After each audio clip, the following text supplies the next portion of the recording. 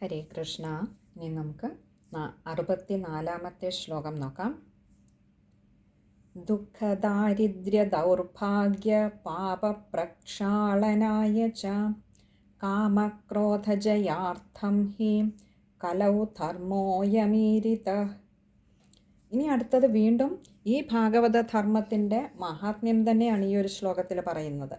പറയാണ് ദുഃഖദാരിദ്ര്യ ദൗർഭാഗ്യ.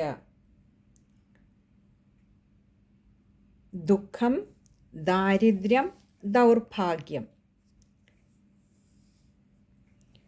നമ്മുടെ ഈ സംസാര സാഗരത്തിൽ ഓരോ ദിവസവും നമ്മൾ പലതരത്തിലുള്ള ഇതേപോലെയുള്ള ദുഃഖത്താലും ദാരിദ്ര്യത്താലും ഒക്കെ വലയുന്നവരാണ് അല്ലേ. ദുഃഖം എന്ന് പറഞ്ഞാൽ നമുക്ക് പലതരത്തിലുണ്ടാവാം. നഷ്ടപ്പെടലുകൾ ദുഃഖമുണ്ടാക്കാം, രോഗങ്ങൾ ദുഃഖമുണ്ടാക്കാം, ലഭിക്കാതെ പോകുന്നതുകൊണ്ട് മോഹത്തിൻ്റെ ആധിക്യം കൊണ്ട് നമ്മൾ പലതും ആഗ്രഹിച്ചിട്ട് ലഭിക്കാതെ പോകുമ്പോൾ നമുക്ക് ദുഃഖമുണ്ടാകാം. ഇങ്ങനെ പലതരത്തിലുള്ള ദുഃഖങ്ങൾ നമ്മളെ അനുനിമിഷം വേട്ടയാടിക്കൊണ്ടിരിക്കുന്നുണ്ട്. അതേപോലെ ദാരിദ്ര്യം. ഇവിടെ ദാരിദ്ര്യം എന്ന് പറയുമ്പോൾ പലപ്പോഴും നമ്മൾ വിചാരിക്കാറുണ്ട് നിത്യ വൃത്തിക്ക് അഥവാ ഭക്ഷണത്തിന് നിവൃത്തിയില്ലാത്ത അവസ്ഥയാണ് ദാരിദ്ര്യമെന്ന്. ദാരിദ്ര്യം അതൊരു തരത്തിലുള്ള ദാരിദ്ര്യമാണെന്ന് മാത്രം. നമുക്കൊക്കെ പലതരത്തിൽ എല്ലാവരും ഈ ലോകത്തെ എല്ലാ ജനങ്ങളെ എല്ലാ സൃഷ്ടികളെ ഈ ദാരിദ്ര്യം പിടികൂടിയിട്ടുണ്ട്. ചിലപ്പോൾ നമുക്ക് നമ്മൾ ആഗ്രഹിക്കുന്നവരിൽ നിന്നും ഒരു നല്ല വാക്ക് ലഭിക്കാതെ വന്നാൽ അതും ഒരു തരത്തിലുള്ള ദാരിദ്ര്യമാണ്. വസ്ത്രത്തിന് നിവൃത്തിയില്ലാതെ വന്നാൽ അതും ദാരിദ്ര്യമാണ്. ഭക്ഷണത്തിന് നിവൃത്തിയില്ലാതെ വന്നാൽ അതും ദാരിദ്ര്യമാണ്. സ്നേഹത്തിന് ദാരിദ്ര്യമുണ്ട്, പണമില്ലാത്തതിൻ്റെ ദാരിദ്ര്യമുണ്ട്, മറ്റു തരത്തിലുള്ള സൗകര്യങ്ങളില്ലാതെ പോകുന്നതിൻ്റെ ദാരിദ്ര്യമുണ്ട്. ഇങ്ങനെ പലതരത്തിൽ അല്ലേ. മേലുദ്യോഗസ്ഥരിൽ നിന്നും നമുക്കൊരു നല്ല പെരുമാറ്റം കിട്ടാതെ ഇരിക്കുക, നമ്മുടെ കൂടെ ജീവിക്കുന്നവരിൽ നിന്നും വസിക്കുന്ന നമ്മുടെ ചുറ്റുപാടുമുള്ളവരിൽ നിന്നും നമുക്ക് ചിലപ്പോൾ വേണ്ട രീതിയിലുള്ള അംഗീകാരം ലഭിക്കാതിരിക്കുക. ഇങ്ങനെ പലതരത്തിലുള്ള ദാരിദ്ര്യങ്ങൾ എല്ലാ ജീവികളെയും സൃഷ്ടിക്കപ്പെട്ട എല്ലാ ചരാചരങ്ങളുടെയും ഒപ്പം ഉള്ളവയാണ് ഈ ദാരിദ്ര്യം എന്ന് പറയുന്നത്. അപ്പോൾ അങ്ങനെയുള്ള ദാരിദ്ര്യങ്ങൾ, പിന്നെ ദൗർഭാഗ്യം. നമ്മൾ പലപ്പോഴും പലതും നേടാനായി ധാരാളം പ്രയത്നിക്കാറുണ്ട്. പക്ഷേ ആ പ്രയത്നങ്ങൾ പലപ്പോഴും ഫലം കണ്ടു എന്ന് വരില്ല. അപ്പോഴൊക്കെ നമ്മൾ പറയും നമ്മുടെ ദൗർഭാഗ്യം കൊണ്ടാണ്. ഇങ്ങനെ പലതരത്തിൽ അനുദിന ജീവിതത്തിൽ നമ്മൾ ഇത് മൂന്നും, ദുഃഖം, ദാരിദ്ര്യം, ദൗർഭാഗ്യം, ഇത് മൂന്നും അനുഭവിച്ചുകൊണ്ട് കടന്നു പോകുന്നവരാണ്. ചിലപ്പോൾ നമ്മൾ അറിയാതെ പോകുന്നു, ചിലപ്പോൾ നമ്മുടെ ബോധമണ്ഡലത്തിലേക്ക് ഈ വികാരങ്ങൾ മൂന്നും കയറി വരുന്നുമുണ്ട്. അപ്പോൾ അങ്ങനെ ഇവയൊക്കെയും പിന്നെയോ പാപപ്രക്ഷാളനായ ച. പ്രക്ഷാളനായ എന്ന് പറഞ്ഞാൽ കഴുകിക്കളയുക, പ്രക്ഷാളനം ചെയ്യുക, കഴുകിക്കളയുക. പ്രക്ഷാളനായ കഴുകിക്കളയുന്നതിനായിക്കൊണ്ട് എന്തിനെ? പാപപ്രക്ഷാളനായ ച, നമ്മുടെ പാപങ്ങളെയൊക്കെ കഴുകിക്കളയുന്നതിന്. പിന്നെയോ കാമക്രോധജയാർത്ഥം, നമ്മുടെ ആഗ്രഹങ്ങളെ, ആ ആഗ്രഹങ്ങൾ മൂലമുണ്ടാകുന്ന ക്രോധത്തെ നമുക്ക് ജയിക്കാൻ ഏറ്റവും പ്രയാസമുള്ളതാണ് കാമക്രോധങ്ങൾ. ആഗ്രഹങ്ങളെ അടക്കി നിർത്തുക എന്ന് പറയുന്നത് ഏറ്റവും പ്രയാസകരമായ ഒരു കാര്യമാണ്. നമുക്ക് ഒരു ആഗ്രഹം സാധിച്ചു കഴിഞ്ഞാൽ മനസ്സറിയാതെ അടുത്ത ആഗ്രഹത്തിൻ്റെ പിന്നാലെ പായും. അപ്പോൾ ഇങ്ങനെ ഒന്നിന് പിന്നാലെ ഒന്നായി സാധിച്ചില്ലെങ്കിലാകട്ടെ മറ്റൊരു തരത്തിലുള്ള ആഗ്രഹത്തിൻ്റെ പിന്നാലെ പായും അല്ലേ. അപ്പോൾ ഇങ്ങനെ ജയിക്കാൻ ഏറ്റവും പ്രയാസമുള്ളതാണ് കാമം എന്ന് പറയുന്നത്, മോഹങ്ങൾ. അതിലൂടെ അത് ലഭിക്കാതെ വരുമ്പോൾ ഉണ്ടാകുന്ന എല്ലാ ആഗ്രഹങ്ങളും നമുക്ക് പലപ്പോഴും സാധിച്ചു എന്ന് വരില്ല. ഏതെങ്കിലും ആഗ്രഹങ്ങൾ സാധിക്കാതെ വരുമ്പോൾ പിന്നെ ക്രോധമായി. ഇങ്ങനെ ആ ക്രോധമാകട്ടെ പലതരത്തിലുള്ള അവിവേകപരമായിട്ടുള്ള പ്രവൃത്തിയിലേക്ക് നമ്മളെ നയിക്കുന്നു. അപ്പോൾ ഈ കാമക്രോധങ്ങളെ ജയിക്കുക എന്ന് പറയുന്നത് ഏറ്റവും ബുദ്ധിമുട്ടുള്ള കാര്യമാണ്. അപ്പോൾ അങ്ങനെയുള്ള കാമക്രോധങ്ങളെ ജയാർത്ഥം, കാമക്രോധ ജയാർത്ഥം, കാമക്രോധാദികളായിട്ടുള്ള ഈ ദോഷവൃത്തികളെയൊക്കെ ജയിക്കുന്നതിനും കലൗ ധർമ്മോയമീരിതഃ, ഈ കലിയുഗത്തിൽ ഈ ഭാഗവത ധർമ്മമാണ്, ധർമ്മോയം, നമ്മളത് മുമ്പ് പറഞ്ഞുകൊണ്ട് അതധികം പദം പിരിച്ച് പറയുന്നില്ല. ഈരിതഃ, ജ്ഞാനികളാൽ പറയപ്പെട്ടിരിക്കുന്നു ഈ ഭാഗവത ധർമ്മമാണ് ഏറ്റവും ഉത്തമമായിട്ടുള്ളത്.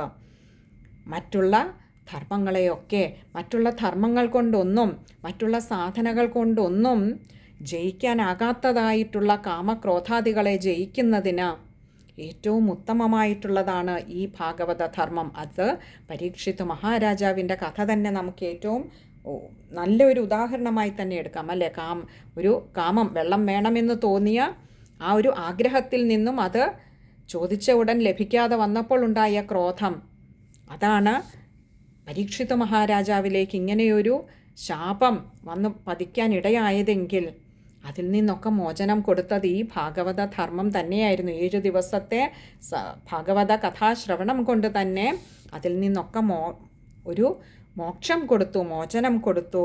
അപ്പോൾ ദുഃഖത്തെയും ദാരിദ്ര്യത്തെയും ദൗർഭാഗ്യത്തെയും ഒക്കെ ഇല്ലാതെയാക്കാൻ, പാപങ്ങളെയെല്ലാം കഴുകിക്കളയുന്നതിന്, കാമക്രോധാദികളെ ജയിക്കുന്നതിനൊക്കെ ഏറ്റവും ഉത്തമമായിട്ടുള്ള ധർമ്മമാണ് ഭാഗവത ധർമ്മമെന്ന് ജ്ഞാനികളാൽ പറയപ്പെട്ടിരിക്കുന്നു.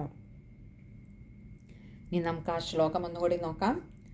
ദുഃഖദാരിദ്ര്യ ദൗർഭാഗ്യ പാപപ്രക്ഷാളനായ ച കാമക്രോധജയാർത്ഥം ഹി കലൗ ധർമ്മോയമീരിതഃ. ഇവിടെ മിക്കവാറും ഒക്കെ എളുപ്പമുള്ള പദങ്ങൾ തന്നെയാണ്. കാമക്രോധജയാർത്ഥം ധർമ്മോയമീരിതഃ. അതുപോലെ പാപപ്രക്ഷാളനായ ച, കാഷാത് രണ്ടും ശ്രദ്ധിച്ച് വായിക്കുക. പലപ്പോഴും നമുക്ക് ഇക്ഷ വരാൻ ബുദ്ധിമുട്ടാണ്. പാപപ്രക്ഷ ആ ഷകാരം മാത്രമായിരിക്കും കേൾക്കുക. അത് ഇക്ഷ, അക്ഷി എന്നുള്ളതിൻ്റെ അത് വായിക്കുമ്പോൾ ശ്രദ്ധിക്കുക. ഇനി അടുത്ത 65-ാമത്തെ ശ്ലോകം.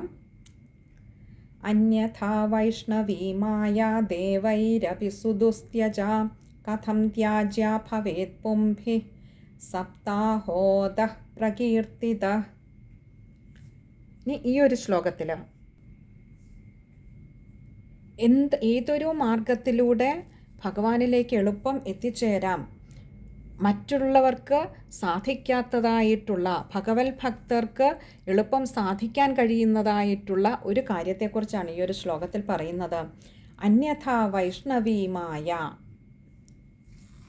അന്യഥ എന്ന് പറഞ്ഞാൽ മറ്റൊന്നിനാലും, വൈഷ്ണവീമായ ഈ വിഷ്ണുമായയെ, ദേവൈരപി സുദുസ്ത്യജ, ദേവൈരപി, ദേവൈഹി അപി, ഇങ്ങനെ 2 വാക്കുകൾ ചേരുന്നതാണ് ദേവൈരപി.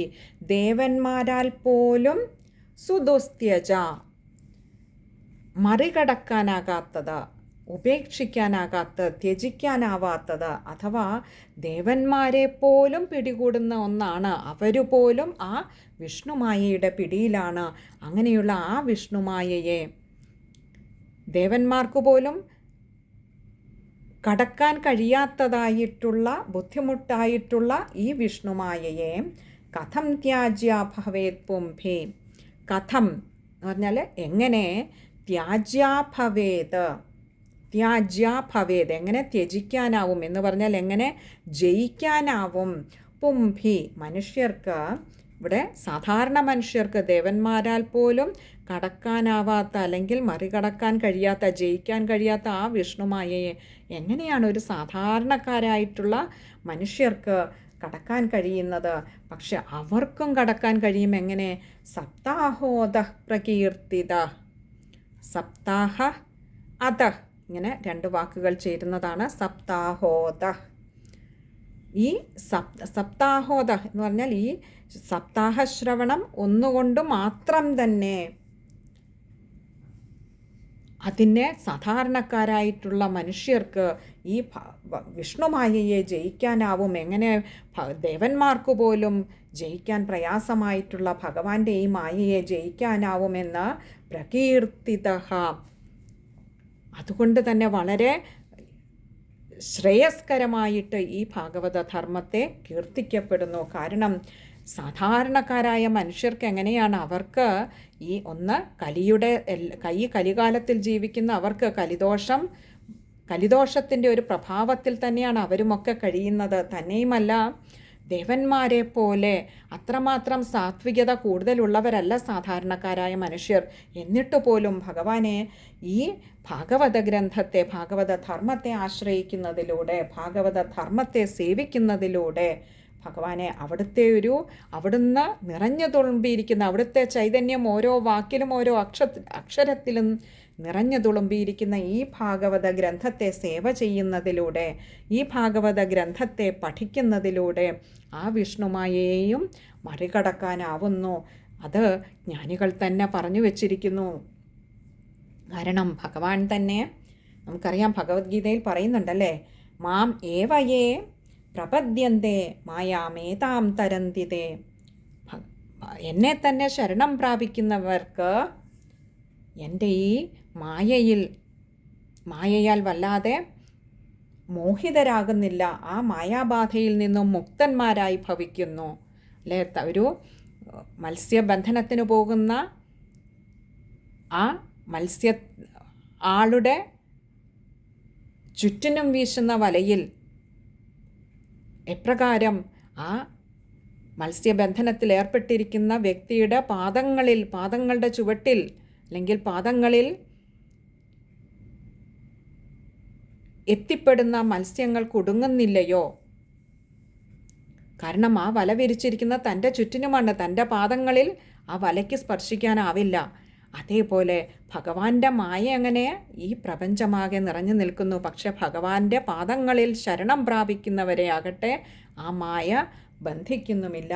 അതുകൊണ്ട് ദേവന്മാർക്ക് പോലും മറികടക്കാൻ ബുദ്ധിമുട്ടുള്ളതായിട്ടുള്ള ആ വിഷ്ണുമായയെ മറികടക്കുന്നതിന് ഏറ്റവും ഉത്തമമായിട്ടുള്ളതാണ് ഈ ഭാഗവത ധർമ്മം. അതുകൊണ്ട് ഈ ഭാഗവത കഥയെ, ഭഗവാന്റെ ചൈതന്യം നിറഞ്ഞു നിൽക്കുന്ന ഈ ഭാഗവത കഥയെ സദാ സേവ ചെയ്തോളൂ. ഭാഗവത ഗ്രന്ഥത്തെ സദാ ശരണം പ്രാപിച്ചോളൂ. അത് ഭഗവാനെ തന്നെ ശരണം പ്രാപിക്കുന്നതിന് തുല്യമാണ്.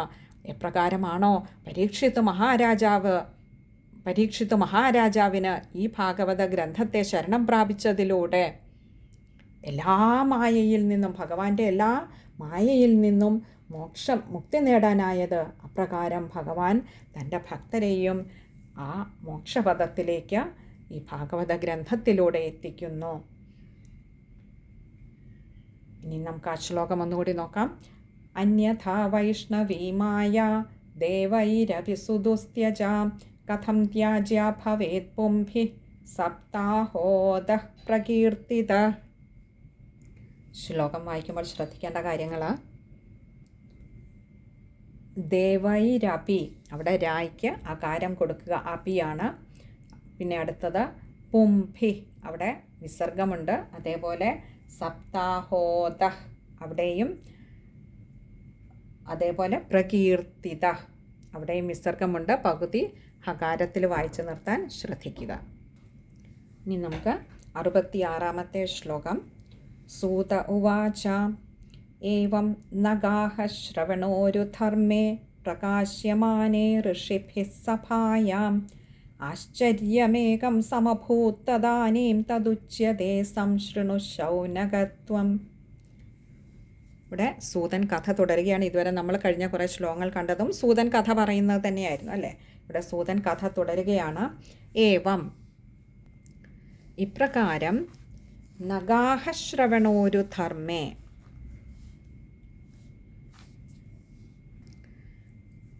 നഗാഹശ്രവണ ഒരു ധർമ്മേ, ഇങ്ങനെ രണ്ട് വാക്കുകൾ ചേരുന്നുണ്ട്. നഗാഹ ശ്രവണം എന്ന് പറഞ്ഞാൽ സപ്താഹശ്രവണം തന്നെയാണ്. എങ്ങനെയുള്ളത്? ഒരു ധർമ്മേ, ഏറ്റവും ശ്രേഷ്ഠമായിട്ടുള്ള ധർമ്മമായി കണക്കാക്കപ്പെടുന്ന ഈ സപ്താഹശ്രവണത്തിലൂടെ ഇപ്രകാരം ഇങ്ങനെ അതിനെക്കുറിച്ച് പറയുമ്പോൾ പ്രകാശ്യമാനേ ഋഷിഭി സഭായാം, പ്രകാശ്യമാനേ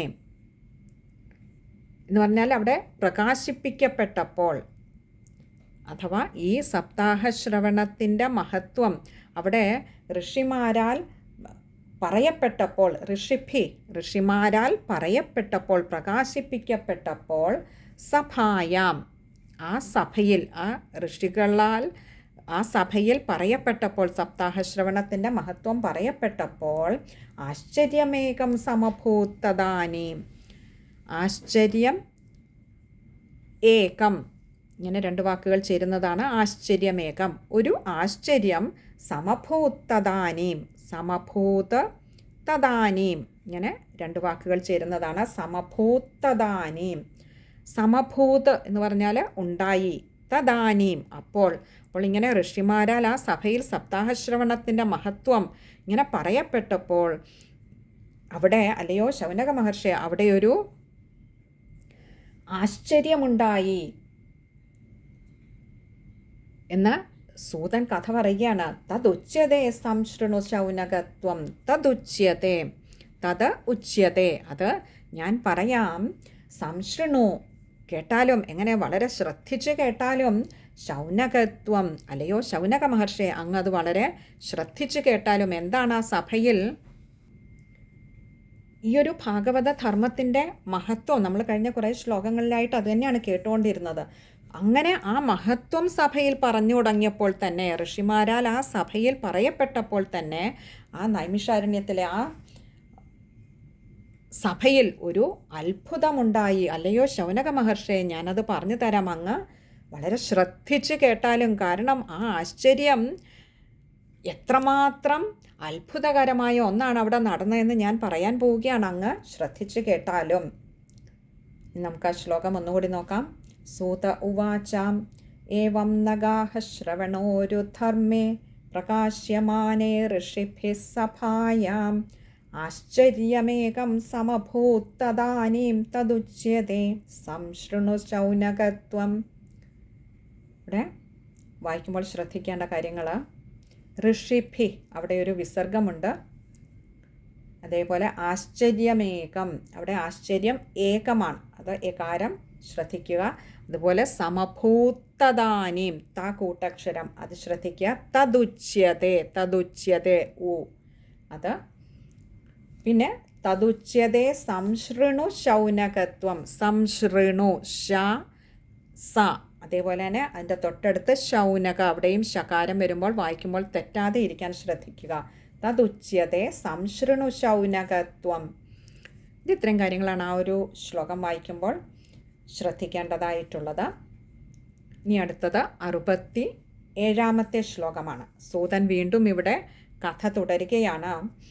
ഇനിയും അടുത്ത ശ്ലോകത്തിൽ പറയാനായിട്ട് പോകുന്നത് അവിടെ ഉണ്ടായ അത്ഭുതം എന്താണ്, എന്തൊരു കാര്യമാണോ, അല്ലെ ഒരു ആശ്ചര്യമുണ്ടായി എന്ന് പറഞ്ഞു. ആ ആശ്ചര്യം എന്താണ് എന്നാണ് ഇനിയത്തെ ശ്ലോകങ്ങളിലൂടെ അങ്ങോട്ട് പറയാൻ പോകുന്നത്, ശൗനക മഹർഷിക്ക് പറഞ്ഞു കൊടുക്കാൻ പോകുന്നത്. 67-ാമത്തെ ശ്ലോകം നമുക്ക് അടുത്ത സത്സംഗത്തിൽ കാണാമെന്ന് കരുതുന്നു. ഹരേ കൃഷ്ണ.